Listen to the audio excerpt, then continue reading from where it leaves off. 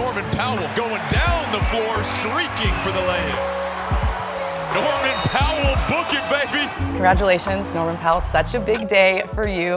That's first. And second, it's just so nice to finally meet you in person. I mean, Yes. We've been doing all these Zoom interviews before, after games, so nice to be in the same room. It's just lovely to meet you, and congrats again. Yes, thank you so much. I'm excited to be here and excited to finally meet you and have this interview. So 5 more years. 5 more years. 5 more. What does it feel like to hear that said out loud? Honestly, it doesn't seem real. I mean, just the whole process, the actual number. It's been a crazy ride for me from start to finish. I'm excited to be here long term, be fully embraced. I was only here for half of the season in the playoffs, and the organization, the team, the fan base, really made me feel like I was one of the guys. Like I've been here for 3 or 4 years already, so to really be able to take it in from start to finish next year, hopefully have the fans fully back and have that crazy atmosphere that we felt a little bit in the playoffs. I'm really excited to be fully part of the family and the organization. To your point, you haven't fully gotten to really understand the effect that the fans, specifically Rip City fans, have on a player during a game. What are you most looking forward to in terms of having them in the building at full capacity? The energy, I forget which game it was, and I had like the chants. Yeah. From the arena, from the stand, from the fans, and it was crazy. Timeout Denver as Norman Powell blowing the roof off of Moda. I felt like, as a player, you get those chants when it's like Dame or CJ, those guys, and all those big shots they've hit in the playoffs, and it was a pretty big game for me personally, and I was able to help the team win. So to feel that love so early on, and all the messages and comments in social media about me staying and re-signing and everything like that. So the love has been amazing from the start.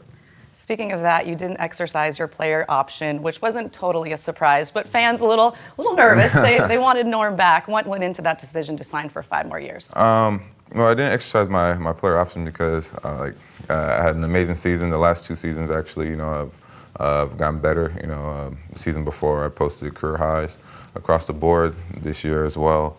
With the new additions of Chauncey and the coaching staff, and sitting down with Neil and talking to them about how they're going to use me and be incorporated more and things like that. I thought there was another level that I can take my game and that this team can go.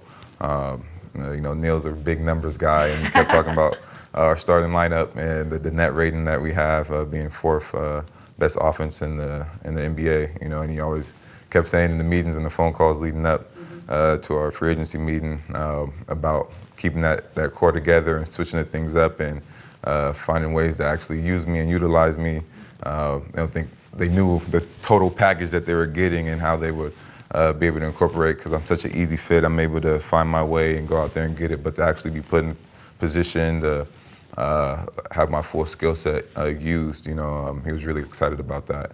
And I couldn't deny that. When a team's telling you how much they love you and how they want to use you and how much of a key piece you're going to be to the organization and the team, you can't pass up on that opportunity.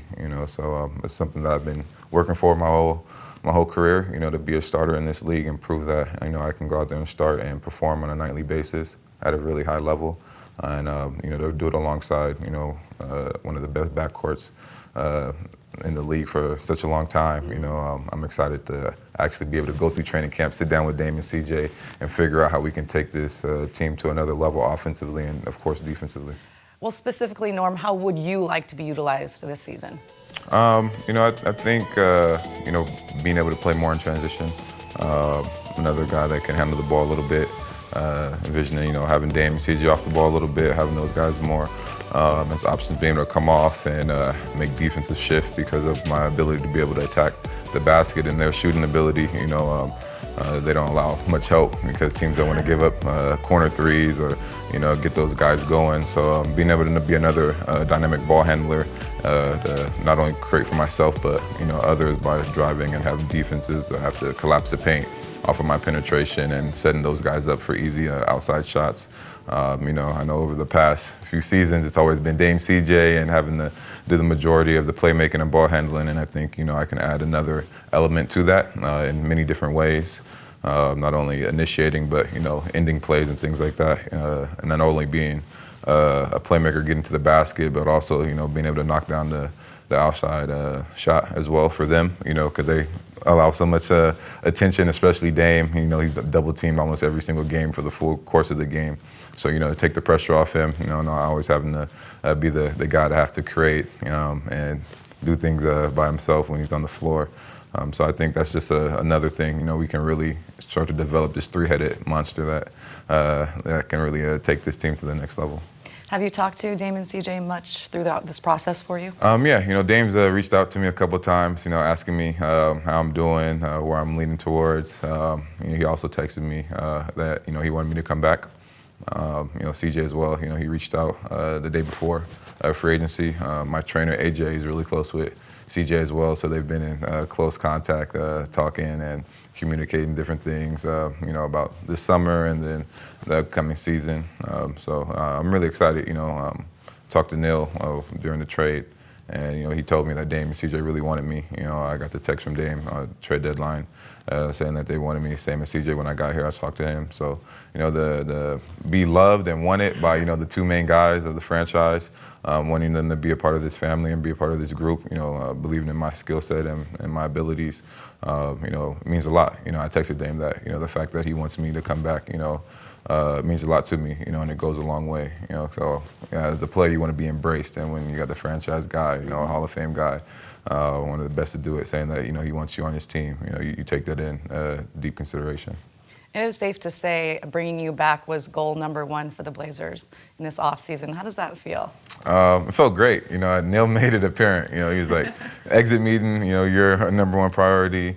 Even today, talking to him, this was his number one priority in the meeting. He kept saying it. Like I said, that love, you want to be felt as a player, appreciated for all your hard work and talent and recognized for that. And to know that he's excited about, signing me to this contract, and, he's not worried about how I'm going to respond to it, that, I'm not going to relax. I'm going to keep going, I'm going to keep working, I'm going to keep trying to prove myself that, money's never going to change me. The goal is to always win a championship. The goal is to go out there and be one of the best players on the floor. I still have a lot of goals and accomplishments that I want to achieve individually and team as well. So it's just another step in the right direction to be compensated for all the hard work that you put forward in the past season. But, you still have to refocus and get ready for the next one, because you still got to go out there and prove yourself. And I think Neil knows, he said it himself. He sees me as like a Dame and CJ, a guy that's going to go out there and continue to work, continue to grind, and continue to go out there and prove to the doubters and the naysayers, why we deserve the money that we have, and show because of our play and where we want to get to, and that's a championship. Let's talk about that. Championship, attainable this upcoming season? I think it's very attainable this upcoming season.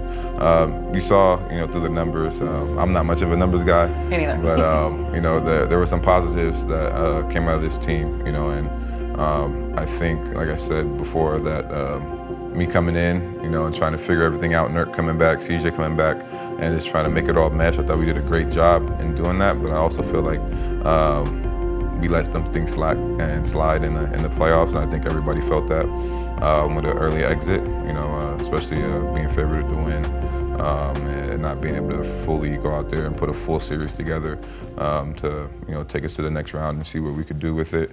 I think there's another level we can get to defensively, and I've talked to Chauncey about that, and he's very on the same page with me and how we're going to change the way we play defense, be more physical, do different things throughout the course of the game, different coverages, different schemes, getting up into the ball, forcing and holding guys accountable on that end of the ball, not just offensively. So I'm really excited about that. I'm a defensive guy, really physical. I like getting into guys. I like competing.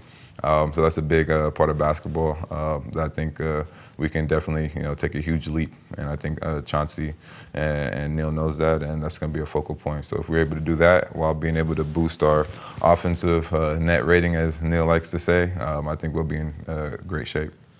And you and your new head coach have something in common. You both have won an NBA title. You just mentioned you've spoken with him. What have those conversations been like? And specifically, as you mentioned, I just lit up when you said defensively. I love to hear that, and the fans do too. The conversation's been great. Chauncey's been really open. If I need anything, he's right there. He's reached out a couple of times in the meetings that we have talked to. He talked about a lot of different things. Be getting up into the ball more, being more physical, holding the bigs more accountable, and being able to provide some help, up top on the perimeter, but also being able to have some rim protection there, being able to switch and change defenses throughout the course of the game, being real creative with that.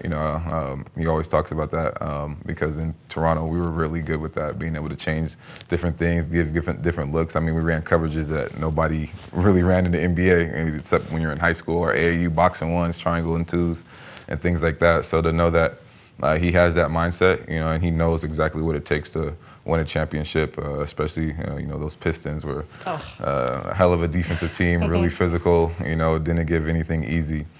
So I know he knows that's a big part of the game, and another step that, I feel like being a player and the fans and everybody knows that, the defense was the other side of the ball was not as important in the past seasons offensively. So I think that's, like I said, that's the focal point. We got guys that put the ball in the basket.